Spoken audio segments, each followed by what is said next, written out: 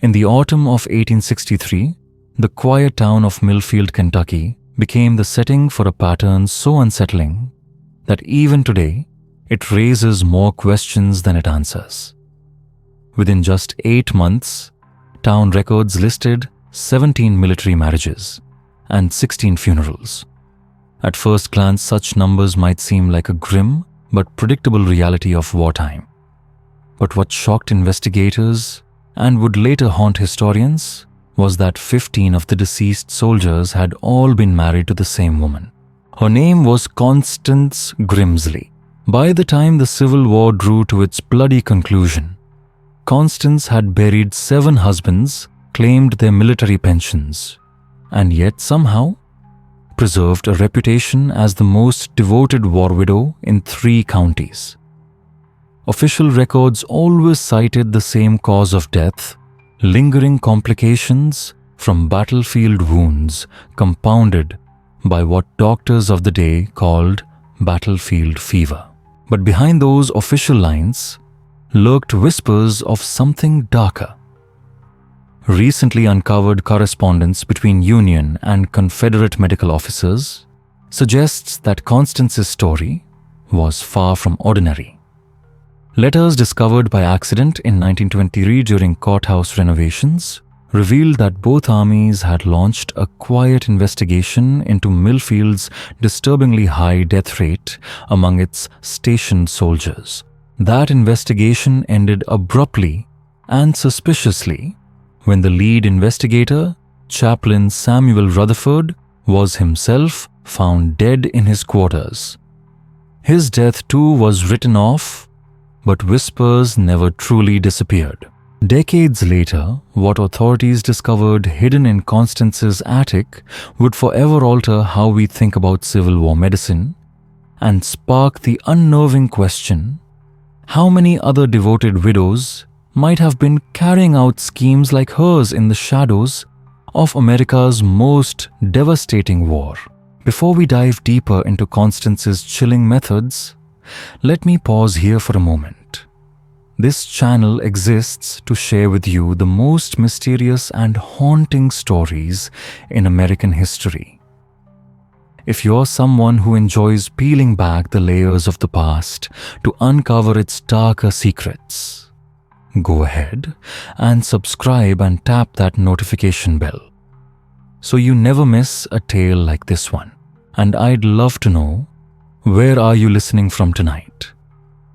Drop your city or state in the comments and tell me, does your area have any lingering legends or strange Civil War stories of its own? Now, to understand how Constance Grimsley could weave her deadly enterprise so carefully, we need to look at the unusual conditions of Millfield itself, the very stage that made her rise possible. In 1862, Millfield was a town of just 800 souls perched 15 miles north of the Tennessee border. Its location made it a Union stronghold trapped in a sea of Confederate sympathizers. Not because of its size, but because of its place along a vital supply route one both armies were desperate to control. The war transformed Millfield overnight. The old Methodist church became a field hospital. Families opened their homes to wounded soldiers, creating a patchwork system of care that blurred the line between kindness and chaos.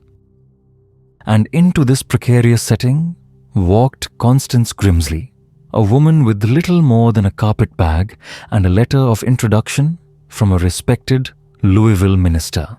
That letter painted her as a Christian angel of mercy, a woman of devotion eager to serve the suffering soldiers. At 28 tall, with dark auburn hair that caught the candlelight, Constance carried herself with a mixture of beauty and solemnity that seemed almost rehearsed. Her background, as she told it, was steeped in tragedy. Daughter of a physician who had died during a cholera outbreak, she had nursed her ailing mother until death left her completely alone. All she possessed now, she claimed, was her knowledge of medicine and an unshakable faith. The townspeople welcomed her with open arms. Mrs. Eleanora Hartwell, who kept the boarding house where Constance first lodged, would later recall how soldiers seemed to calm instantly beneath her care. The boys would scream when Dr. Patterson cleaned their wounds, she remembered, but with Miss Constance, they'd go quiet as sleeping babes. But Constance carried with her far more than kindness. Hidden beneath the false bottom of her carpet bag lay a small leather journal, its pages filled with cramped, meticulous handwriting. And within those pages, the true story of Millfield's most dangerous widow was waiting to be told. The small leather journal in Constance Grimsley's carpet bag appeared at first glance to be nothing more than a nurse's notebook lists of remedies, treatments, and recipes for tonics. But later examination revealed something far more chilling. The pages contained methodical experiments, detailed observations on how different plant extracts affected the human body, carefully tracked notes on dosage timing and symptoms. It wasn't the work of a caregiver. It was the work of someone who treated men as test subjects. Her timing could not have been more perfect. In the aftermath of the bloody battle of Shiloh, Millfield's makeshift hospital was overflowing with wounded. Dr. Patterson, already exhausted, welcomed Constance's eager assistance as though she were a godsend. Within weeks, she had established herself as the most capable nurse in the county, and her gentle bedside manner became a beacon of comfort, not only to Union soldiers, but to Confederates brought in under flag of truce. And then there was her story, a tale she shared in hushed, emotional tones that sealed her place in the town's heart. She confided to Mrs. Hartwell that she had once been engaged to a Union officer, only to lose him at Bull Run.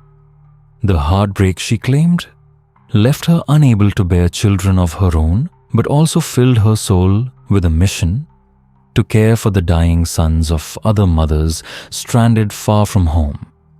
It was a perfect cover, a performance so convincing that no one thought to question it. On a warm, humid night in June 1862, Constance chose her first husband in Millfield. Private Thomas Kellerman, a farmer's son from eastern Kentucky, lay recovering from shrapnel wounds sustained near Bowling Green. His left leg had festered during the long journey, leaving him on the brink of amputation. When Constance volunteered to provide him with private care, it seemed an act of Christian mercy, one touched by Providence. What followed could hardly be called a courtship.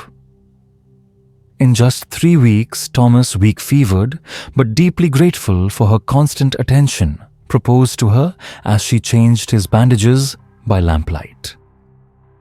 Constance's eyes, brimming with tears, accepted at once. "I cannot bear to lose another love to this terrible war," she whispered to Mrs. Hartwell. "If God grants us only a short time together, then let us take the blessing of marriage now." The wedding took place on June 18th, 1862 inside the converted Methodist church. Thomas, pale but smiling, leaned heavily on makeshift crutches while Constance glowed in a simple blue dress she had sewn herself.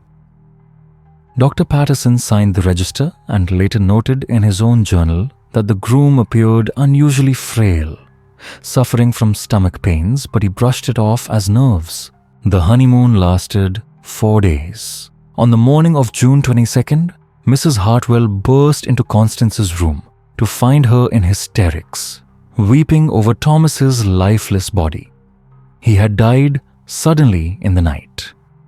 Dr. Patterson attributed it to acute gastric fever, a common result of infected wounds. He noted the violent cramps, the profuse sweating, and the delirium that had haunted Thomas's final hours. The young soldier had even cried out warnings about bitter medicine, and the woman with poison hands. But Dr. Patterson, burdened with dozens of patients and moved by Constance's grief, saw only what he expected to see. Her performance of sorrow was so convincing that she had to be physically restrained from throwing herself into the coffin at the burial. What the doctor failed to notice were the tiny puncture wounds dotting Thomas's arms, as though from repeated injections with some crude syringe. Nor did he examine the small vial of clear liquid that Constance quietly slipped from beneath the mattress as he prepared the death certificate. And so her first husband in Millfield was buried, and the town, rather than suspicious, only grew more convinced of her tragic devotion. The town of Millfield grieved alongside its newest widow. Collections were taken up in church, neighbors brought meals, and when word soon arrived that Thomas's military pension would be paid to his surviving wife, the townsfolk agreed it was nothing less than Providence providing for a woman cruelly touched by tragedy. With part of that pension, Constance purchased a modest house on Elm Street, explaining that she needed solitude to mourn. But the widow did not disappear into grief. She used the rest of the money for what she described as medical supplies, herbs, tinctures, and glass vessels. Tools she claimed would help her bring greater comfort to the wounded soldiers who still streamed into Millfield. The Elm Street home quickly earned a reputation. Among the camps, whispers spread that hopeless cases men the hospital could no longer save might yet find comfort under the care of Mrs. Grimsley. Her parlor became a sanctuary, her spare rooms private wards, her kitchen a place of nourishing meals and whispered prayers. But it was also inside those walls that Constance would conduct her next 6 marriages, each following the same course a wounded soldier: a brief courtship, a hurried wedding, and a death within days. By the winter of 1862, the pattern was undeniable, though few dared to voice it. Constance had now married and buried 3 additional soldiers: Corporal James Dunleavy of the 2nd Kentucky, Cavalry Sergeant William Brennan of the 9th Ohio Infantry, and even Private Henry Culper, a Confederate deserter who had traded secrets for sanctuary. Every marriage unfolded with the same rhythm wounds, tended with devotion vows, exchanged under lamplight, then death arriving, swiftly cloaked in fever and cramps. And every funeral left Constance richer, more respected, and more deeply entrenched in Millfield's life. Dr. Patterson, though privately uneasy, quieted his doubts with logic. These men had been the worst of his cases, men he had already despaired of saving. Constance's willingness to care for them in their final hours seemed like Christian charity in its purest form. If they perished despite her devotion, that was war's cruelty, not her fault.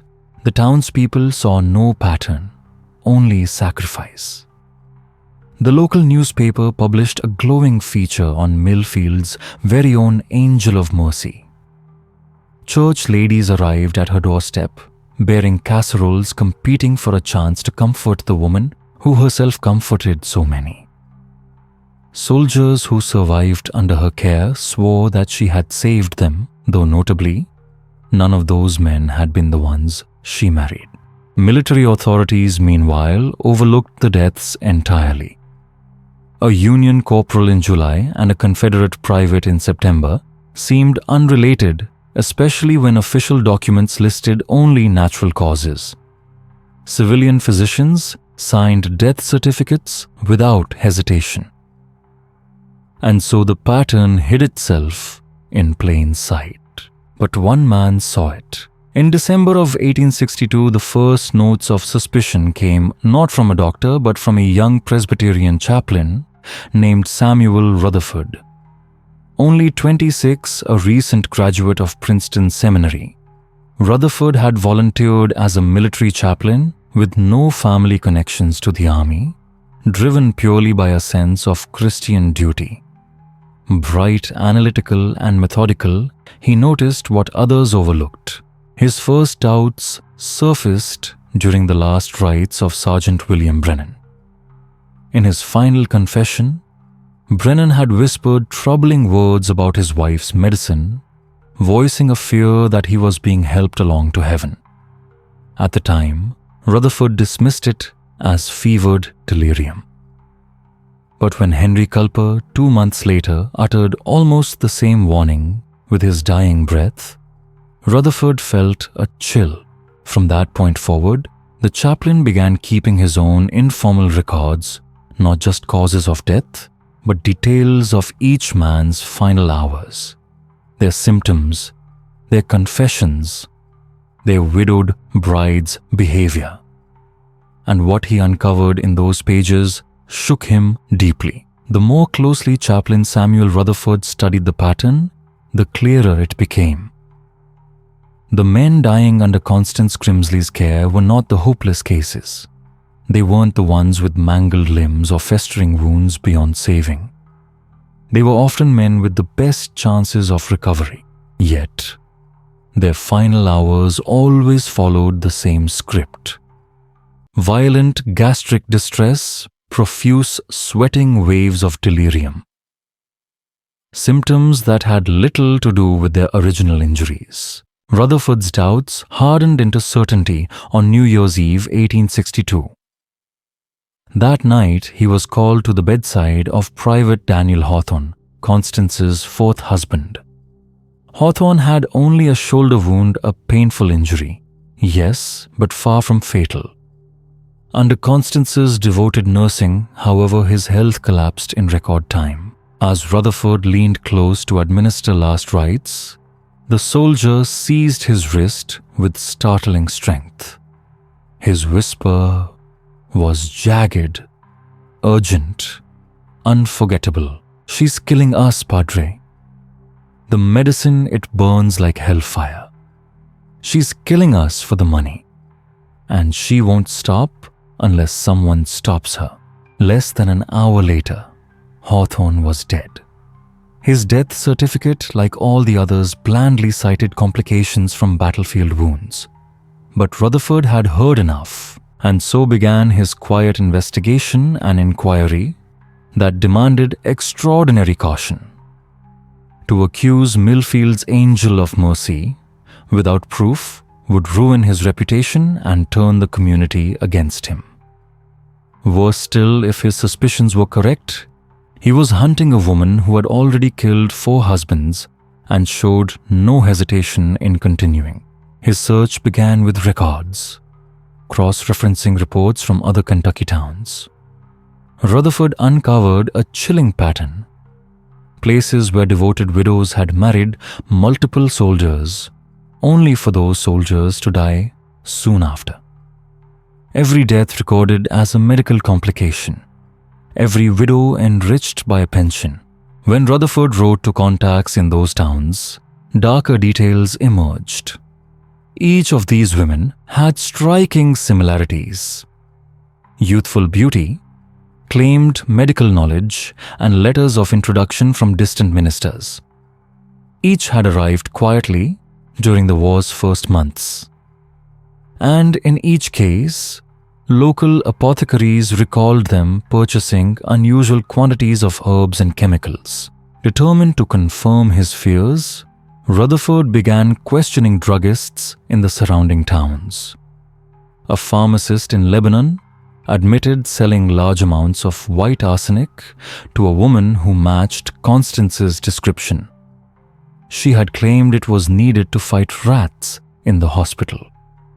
In Springfield, another chemist confirmed selling her heavy quantities of antimony, a substance medicinal in small doses but lethal when given in excess. The most unsettling account came from an elderly herbalist known as Granny Fletcher, who lived in the hills outside Millfield.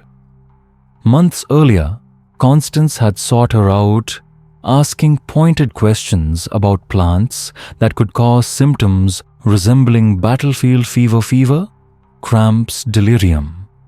Granny Fletcher, uneasy with the request, refused her.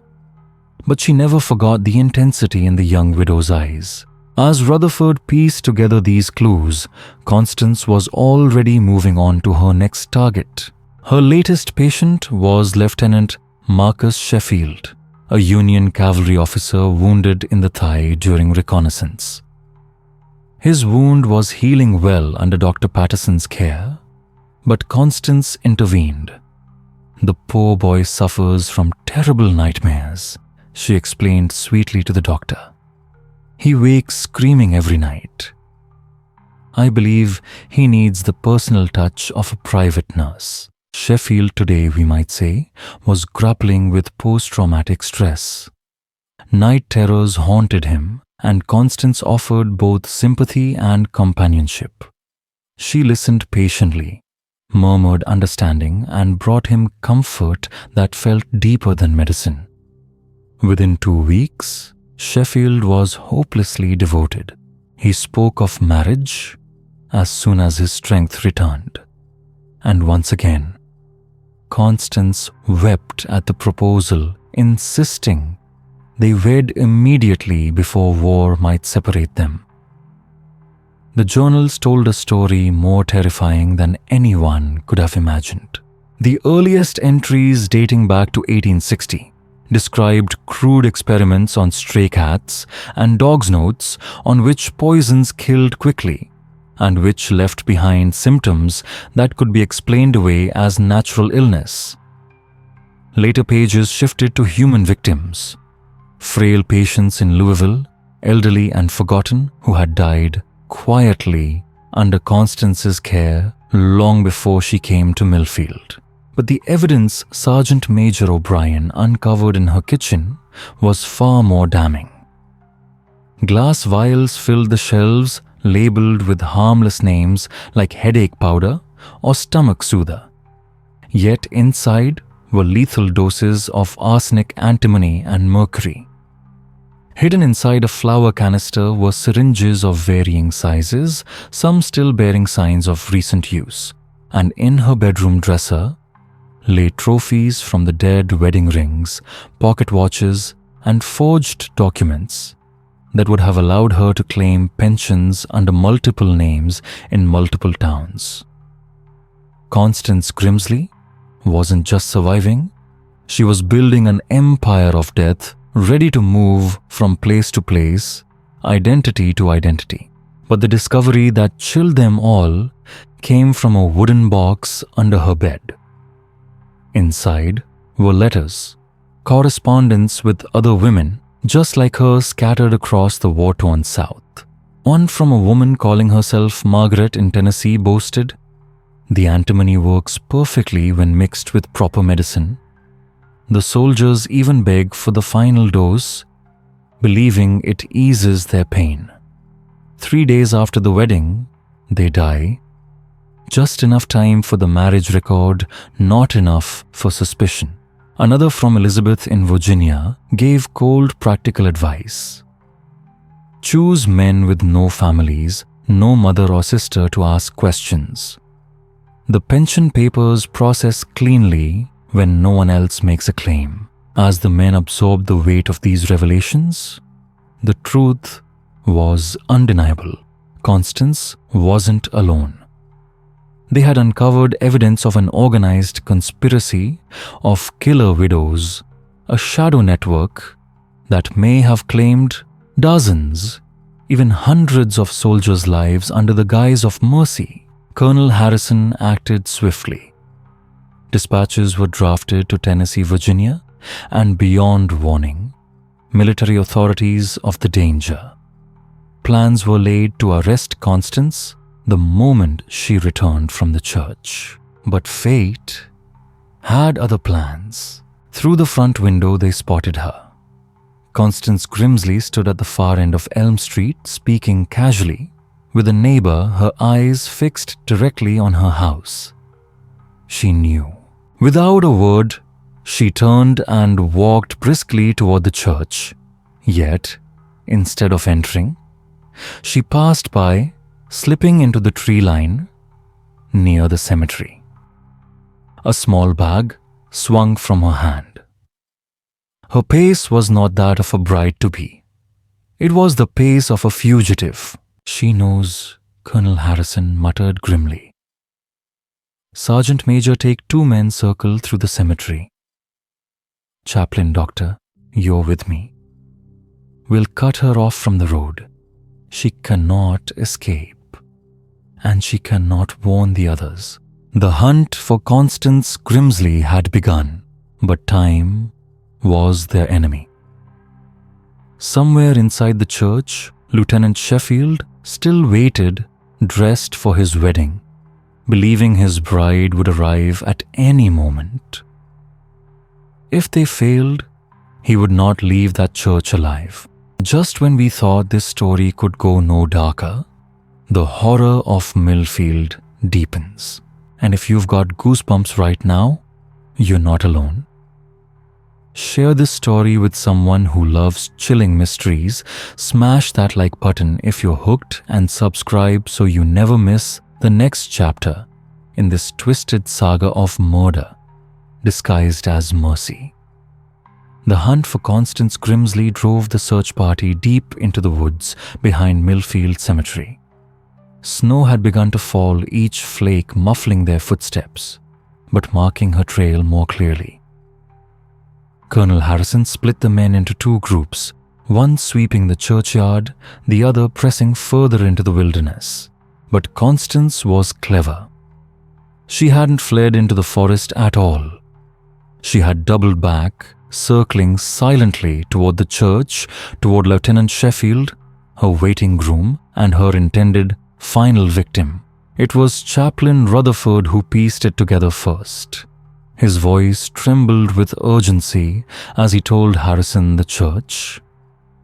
"She's gone back for Sheffield. If she knows we're onto her, she won't leave without her last prize." The men tore through the snow-choked streets of Millfield boots, slamming against the frozen earth, breath burning in their lungs. But when they burst through the church doors, they were already too late. The sight before them was one they would never forget. Lieutenant Sheffield sat slumped in the front pew, his head tilted at an unnatural angle, mouth frothing, eyes wide with terror, but fading fast. His fingers clawed desperately at his throat, as though trying to rip out the poison coursing through him.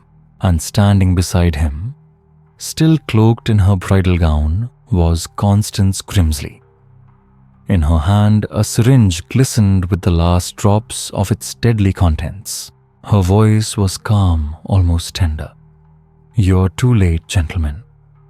Marcus has received his final medicine. He'll be at peace within the hour." Dr. Patterson dropped to Sheffield's side, desperately working to counteract the poison. His hands trembled as he forced antidotes into the young officer's mouth, but his eyes told the truth. Constance had measured her dose with chilling precision. "What did you give him?" Patterson demanded. Constance's answer came without hesitation. "Mercury chloride. With a touch of antimony, faster than my usual recipe, though admittedly messier. I save it for special occasions." Colonel Harrison leveled his revolver, voice steel but hands taut with rage. "Constance Grimsley, by authority of the United States Army, you are under arrest for the murder of Union soldiers and for conspiracy to defraud the government." Her response: laughter. Low, lilting, more horrifying than any scream. "Murder. Oh, Colonel, I prefer to call it mercy. These boys were dying anyway. I only hastened what fate had already promised while ensuring their sacrifice supported someone who truly needed the money. Is that so different from what your doctors do every day? Chaplain Rutherford stepped forward, his voice cracking with fury.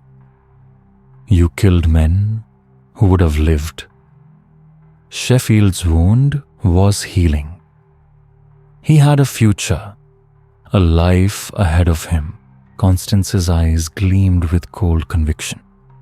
Would any of them? I've seen what this war does. Their bodies may heal, but their minds shattered. They drink, they wander.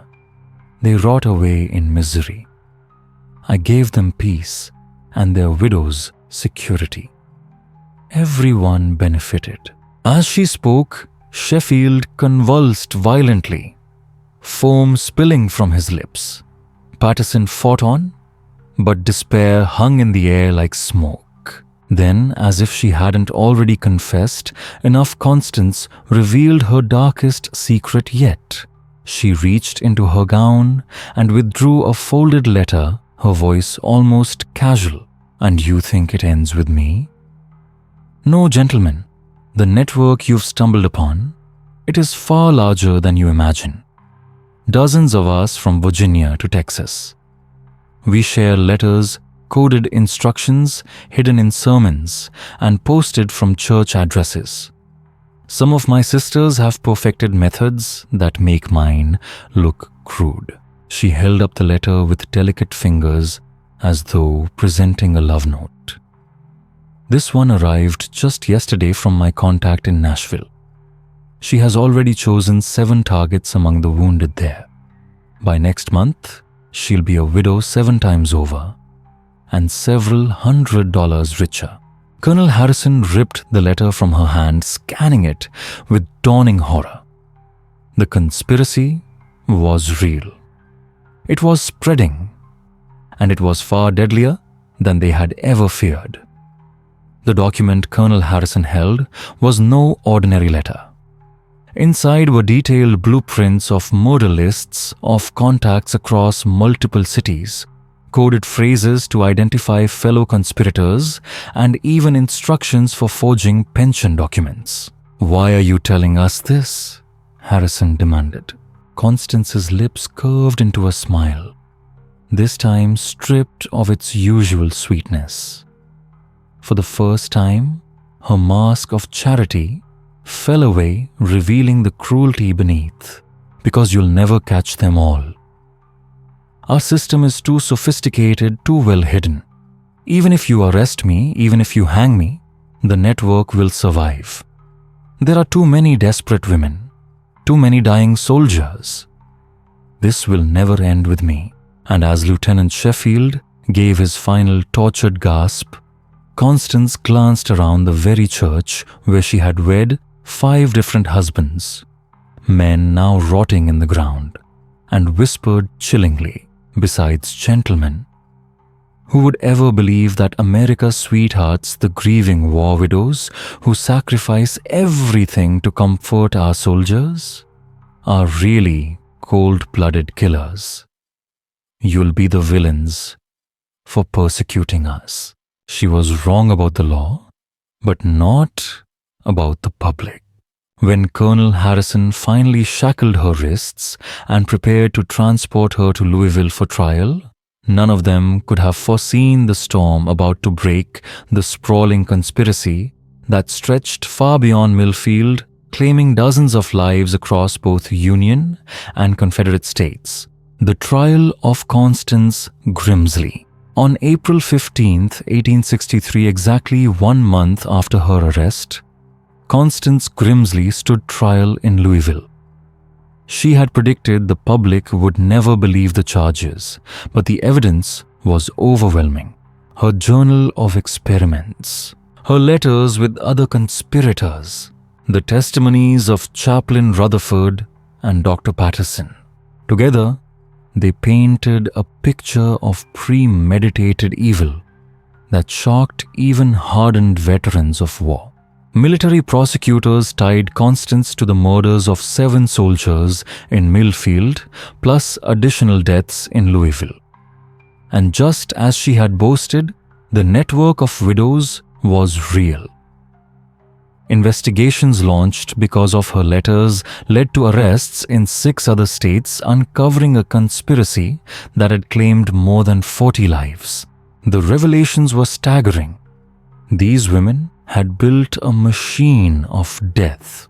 They profiled ideal victims, soldiers with no family men broken by trauma, the wounded whose deaths could be written off as battlefield complications. They rotated identities, moved between towns, and struck after major battles when military paperwork was chaotic. They bribed corrupt clerks to process pensions without question, and through coded correspondence, they shared new poisons and perfected their murderous trade. One testimony sent chills through the courtroom. Granny Fletcher, the herb woman who had refused to help Constance, revealed how the widow had asked for plants that mimicked battlefield illnesses. Granny had warned others to beware such questions, a warning that tragically came too late for many. The defense tried to twist the story. They claimed Constance had been broken by grief after losing her fiancé at Bull Run, that she wasn't a killer, but a woman driven to mercy killings. But the prosecution destroyed that illusion with cold facts. Her financial records, her forged pensions, her carefully timed murders. This wasn't mercy. It was profit. And so on June 18, 1863, exactly 1 year after her first marriage in Millfield, Constance Grimsley was found guilty on 7 counts of murder and conspiracy to defraud the United States government. Justice at last had spoken.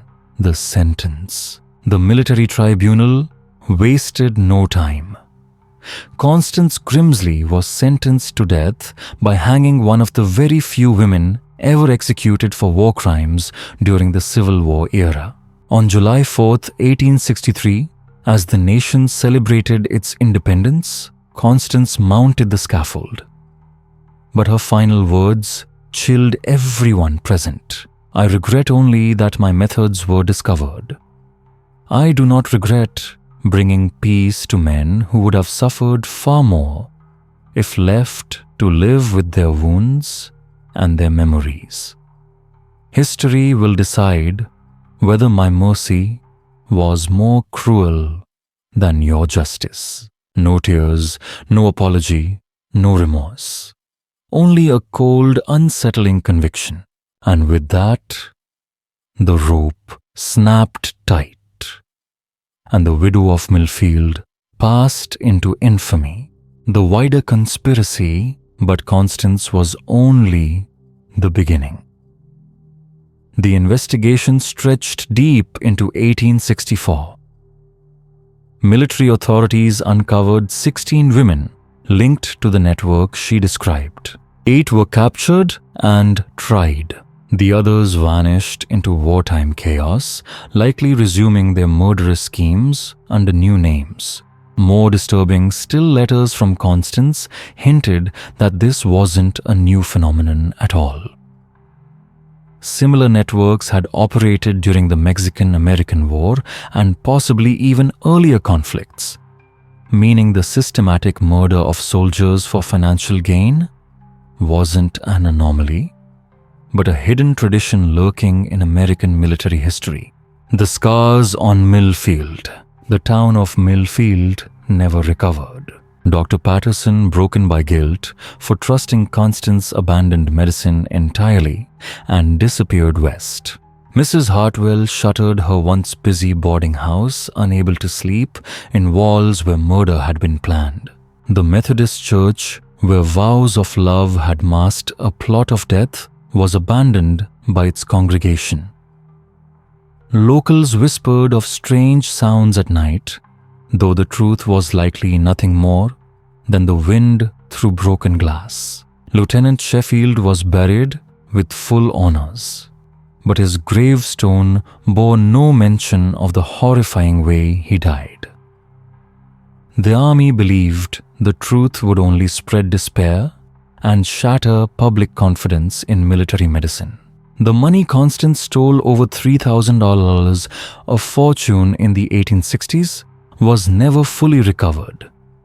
Most had already been funneled into the network or spent to fund more operations. The legacy, perhaps most chilling of all, was the realization that Constance's network might have been just one thread in a far larger web. The chaos of the Civil War mass casualties overwhelmed hospitals. Desperate widows had created perfect conditions for predators to thrive. The army responded with new safeguards. Deaths now required multiple physicians' verification. Private caregivers were subject to tighter scrutiny. But these rules came too late for the men who had already perished, and too late for the towns, forever scarred by misplaced trust. The records of the case were sealed for nearly 60 years, hidden away until the 1920s. When historians finally opened them, they found evidence far darker than the public had ever been told.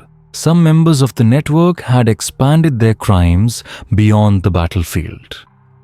They preyed on elderly civilians and even sick children, using the same poisons to seize inheritance money and life insurance. Modern forensic testing has since confirmed Constance Grimsley's methods were not only deliberate but remarkably advanced for her time.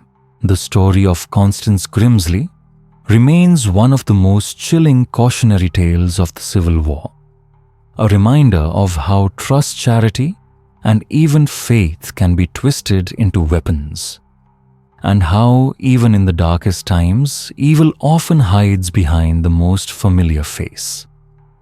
The poisoner's precision. Constance Grimsley's poisons were not random.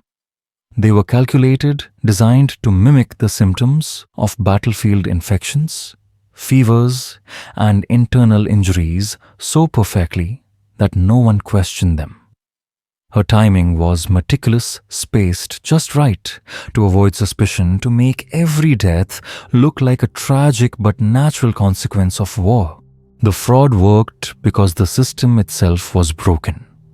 Overwhelmed clerks processed pensions with almost no verification. Local officials, often corrupt or deceived, signed off without question.